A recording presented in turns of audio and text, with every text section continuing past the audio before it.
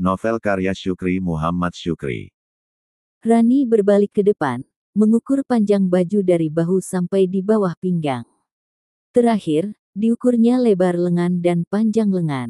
Angka hasil pengukuran celana dan kemeja, ditulis di atas kertas buram bekas bungkusan pahat. Lalu dia berbalik dan melangkah masuk ke dalam pondok. Tunggu, ukurkan juga pakaian Abang Niko ini, perintah Pun Rahman. Rani terhenyak, menghentikan langkahnya. Sebelah kakinya sudah di dalam pondok, sementara sebelah lagi masih di luar. Seperti seorang pemain pantomim, di baliknya badan ala slow motion. Ditariknya kembali kaki kanan, dan mematung menghadapku. Parasnya memerah, roknya bergerak-gerak, gemetar. Enggak Sumang, ada ama di sini, tegas Pun Rahman karena melihat perubahan gestur anaknya. Penegasan Pun Rahman menambah wawasanku tentang keluarga ini, mereka memegang kuat tradisi dan adat. Kemali dan Sumang bak kata keramat yang sangat ditakuti. Berarti, berani-berani murojok ke rumah Rani berujung petaka. Menyapa saja bisa jadi masalah. Beruntung, aku sudah berada dalam benteng tradisi, berhasil menjalankan operasi rahasia bernama Murojok. Kami sudah sepakat mengikat janji. Sebagai orang yang menghormati tradisi dan adat, kami patuhi semua aturannya.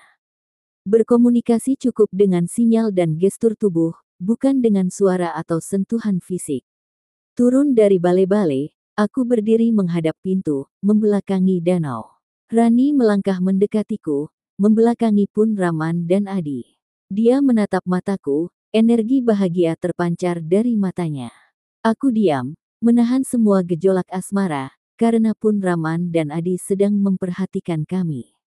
Rani mulai mengukur celana, tahapannya seperti mengukur celana Adi.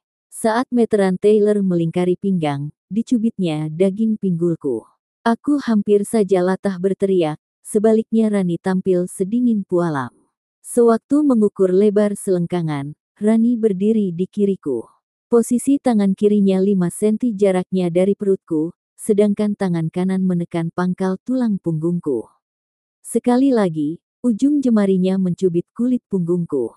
Giliran mengukur baju, dia berdiri di belakangku.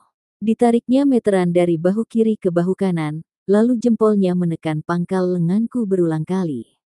Aku merasa sedikit nyaman, dipijat dengan sepasang jempol. Kutafsirkan apa yang dilakukan Rani, itulah komunikasi tanpa suara dengan makna sangat mendalam. Rani menyelesaikan pengukuran celana dan baju, dicatatnya angka-angka hasil pengukuran di kertas buram. Aku kembali naik ke bale-bale, Rani bersiap-siap melangkah ke dalam pondok.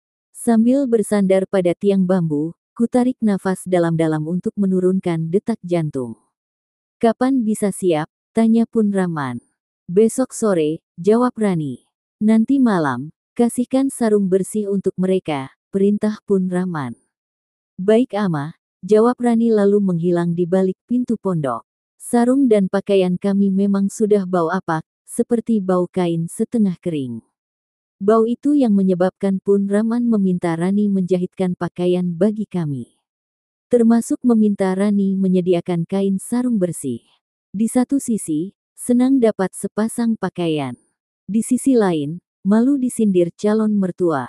Terlepas dari persepsi negatif, hatiku berbunga-bunga dijahitkan pakaian oleh Rani. Pakaian hasil karya Rani akan menjadi tanda mata kedua bagiku. Usai minum kopi dan menghabiskan sepiring bubur kacang ijo, kami melanjutkan pekerjaan finishing bakal perahu. Menjelang masuk waktu asyar, bakal perahu sudah berbentuk perahu. Sebelum berangkat pulang, semua peralatan tukang disimpan di lubang bawah tanah, hanya Pun Rahman yang tahu lokasinya. Dengan tubuh lunglai, sekira mugegir Matanilo atau pukul 17 waktu Indonesia Barat, kami tiba di rumah Pun Rahman.